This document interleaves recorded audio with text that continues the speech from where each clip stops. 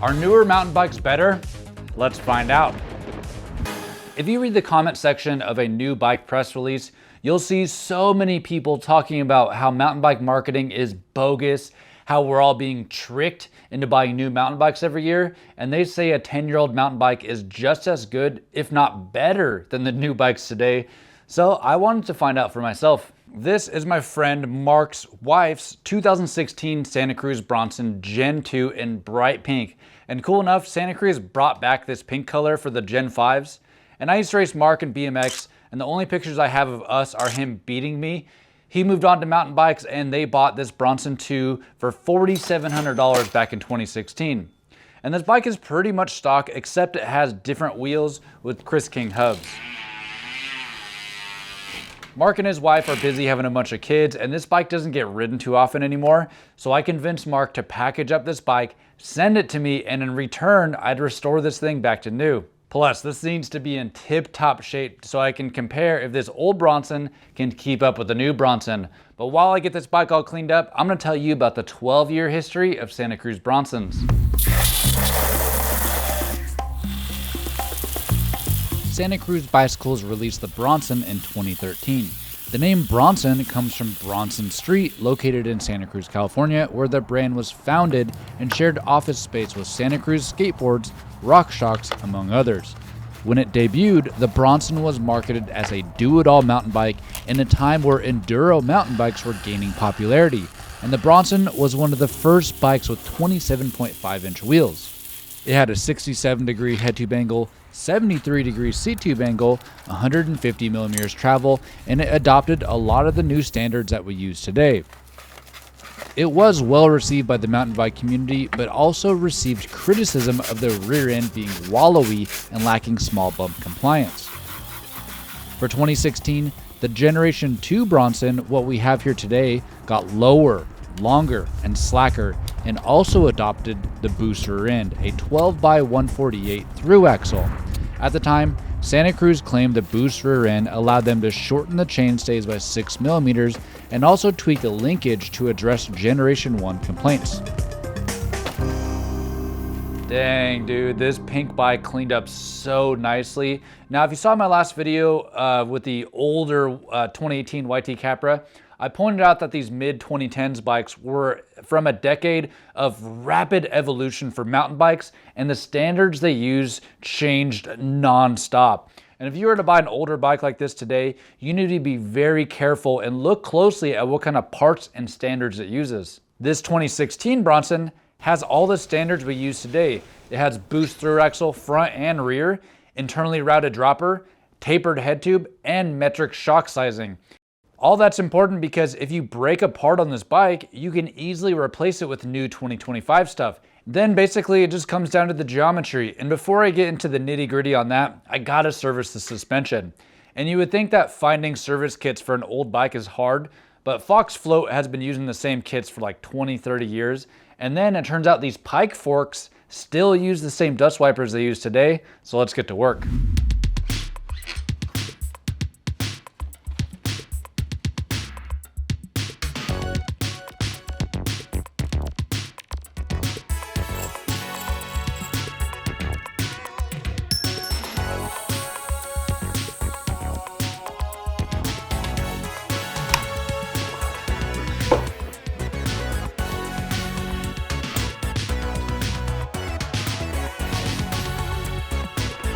For the servicing, I probably could have just opened these up, checked the oil, and just cleaned them. That'd be fine, but I want to leave no stone unturned. But wait until you see the geometry numbers compared on these Bronsons. You're going to be surprised. Very different, and I have my doubts. I picked up these service kits from a bike shop I just started to use called N+1 Bikes. I'll have a link in the description, and you'll hear more about them in the future. Amazing bike shop ran by awesome people. When it comes to a simple lower or air can servicing, I highly recommend you try it yourself. Look up the serial number, get the correct service kit, and give it a shot. It's really easy and it's a great way to get your bike feeling really good. There are some specialty tools like this plastic pick here and just a couple other things. But this is all tools that I bought when I started working on my bikes, and they're still going strong. It's not like I have to buy these tools every single time I do it. Buy once, cry once. But I'll do you a favor and I'll link all the tools I use in this video in the description below.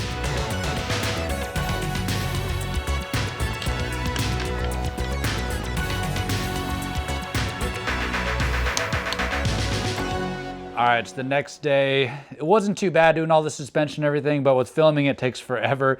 But this bike is actually in pretty good condition. It's well taken care of, and I'm not even gonna do the brakes. They feel pretty good.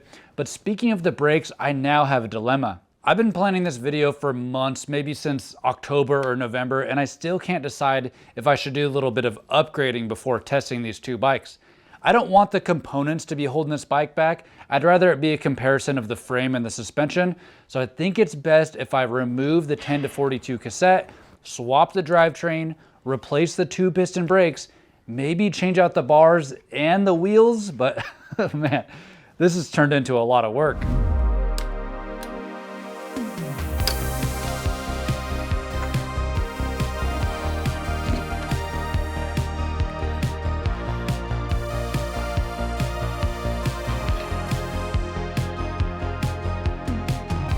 The true OGs of the channel will recognize these brakes. They are the Shiguras that I built a few years ago. I had these low modulation on-off feeling brakes back when I was riding an inch away from Cactus and needed emergency braking. But now I like a brake with more modulation, so I'm gonna let these brakes go to a new home.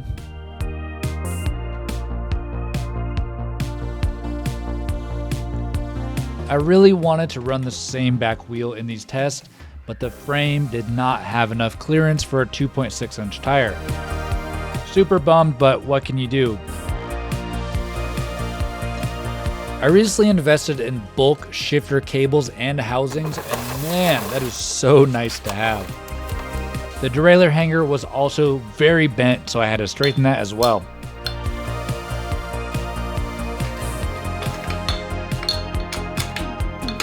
All right, we're doing all right over here. A little challenging trying to make the newer parts fit.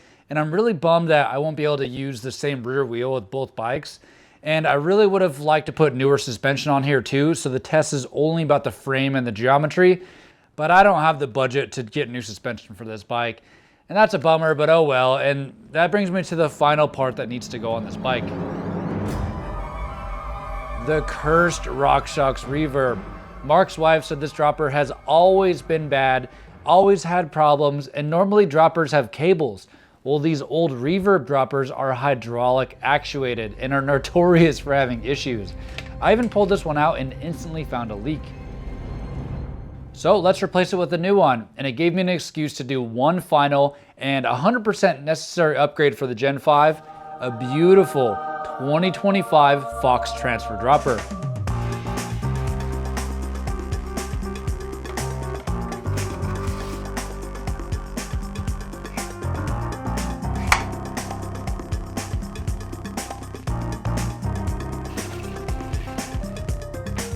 All right, the bikes are almost ready to go, and man, that's been a lot of work so far. I hope you're enjoying this video, and if you are, show some love, buy some raffle tickets, maybe you can win yourself that Bronson.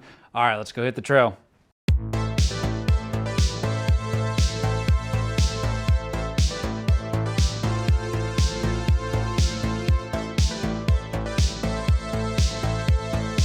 Man, I am so excited to compare these two bikes. And I'm sure the Gen 2 Bronson can do all these Bentonville trails, but I don't know if it can do it as well as the Gen 5, but let's talk geometry. This is a medium mullet, 29-inch wheel in the front, 27.5 in the rear, 64-degree head tube angle, 460 reach, and a 78-degree seat tube angle. The bottom bracket is 344 millimeters tall, chainstay 439, and a 1240 wheelbase. The Gen 2 Bronson is also a medium, but with 27.5-inch wheels front and rear, 66-degree head tube angle, and a tiny reach of 425 with a slacked out 74-degree seat tube angle. The bottom bracket is a tad lower, 341 millimeters, chainstay is shorter, 432 millimeters, and a shorter wheelbase. So just to recap, the Gen 5 is almost 2 degrees slacker, 35 millimeters longer reach, and 100 millimeter longer wheelbase, and a 4 degrees steeper C-tube angle. But the Gen 2 does have a shorter rear end. And with this having a 425 millimeter reach, that's like a small or extra small in today's numbers. But I will say, sitting on this, it fits fine. A little on the small side, but this could be like a playful little bike. It wheelies super well too. I did end up putting a double down tire on the rear. Those Maxxis EXO tires are just too squirmy and they puncture pretty easily. But just riding this around right now, I'm pretty optimistic, and I think this could have a chance to keep up with the new version. But what I'm gonna do now is I'm gonna take out the Gen 5, get some times, have some fun, get warmed up, and then I can take out the Gen 2. Oh yeah, it is so good being back on this bike.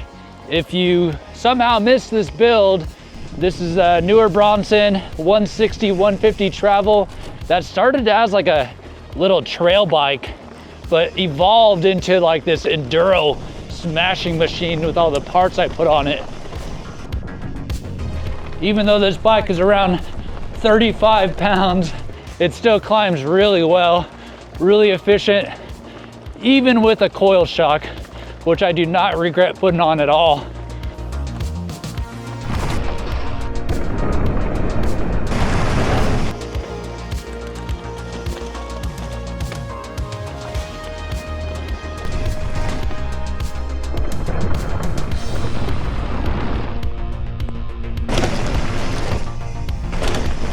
Man, this bike is fun. I went ahead and switched bikes. I wanted to do a timed run, but the trail was a little bit too wet, running too slow, and I couldn't even do the final jumps. No timed runs, so I'm climbing back up to the hill on the Bronson 2, and the climb is actually going a lot easier, probably because the bike is a lot lighter, but the climbing position is a lot better. I like it, dude. All right, let me go straight into the jump trail. These are my very first runs on this bike. Oh, I can instantly see the front wheel is not that far in front of me.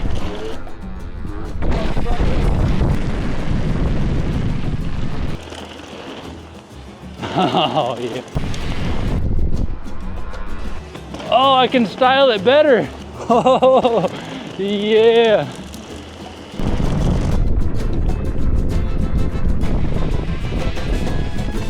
Well, so far so good. I'm kind of blown away of how fun that was. But let's hit this next trail called Dragon Scales, a modern, high-speed kind of chunk trail, and that's where this older bike could struggle the most, so let's see what happens. There we go. I'm glad I put on those 4-piston brakes though, I'll say that.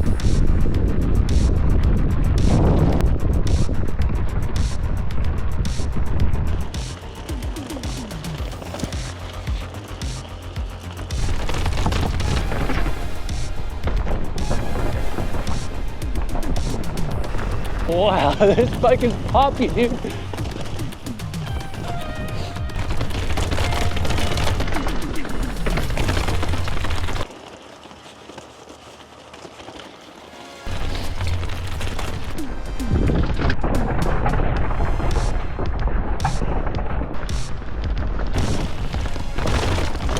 I definitely am going slower though, but it's fun, man.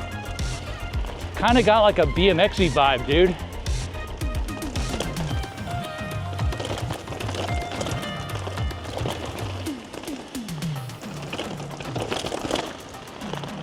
Yeah, man. All right, final thing to test. Let's see how this bike does on drops. Here we go. Oh, little bottom out, that's all right.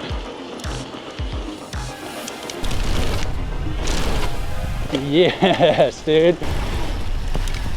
Man, I am totally sold on an older bike now. This bike is definitely still good in 2025. And thinking back to when I built a 26er on this channel, that bike was no fun. I did not enjoy the 26-inch wheels. And I did take this bike on single track a little bit, and it was a blast. but it started misting pretty bad, so I had to cut it short. But overall, I'm really happy with this bike, and I think it was a good move going with the modern upgrades like 4-piston brakes and a wider range cassette. With newer bikes, there's a trend of being over-biked, leading to a magic carpet feeling, and that means not really feeling any bumps on the trail, and eventually that makes the trails feel kind of boring. But I look at bikes as a tool, and every bike has a feeling or a vibe that you choose. Like with this new Bronson, I'm gonna take this bike if I'm trying to progress my skills, conquer something new, or do some big hits. Yeah, that's when I'm choosing this bike. But with this older bike, once I've mastered a trail or jump or obstacle, I could see myself taking this bike out a lot more. And yeah, this bike is probably slower, but dude, I think it has potential to be more fun on my local trails. But to answer the question, is an older bike worth it? Well, it all depends on how much you can get one of these bikes for. I don't know, what do you think this bike is even worth? I really don't see myself paying anything more than like $1,500, $1,600. And that's the problem with these older bikes. You see people on Marketplace trying to sell this exact bike for $3,500 and they're just off their rocker. But I think I do want to do an older bike build, so let me know your recommendations. What's the best bike from like, say, 2016?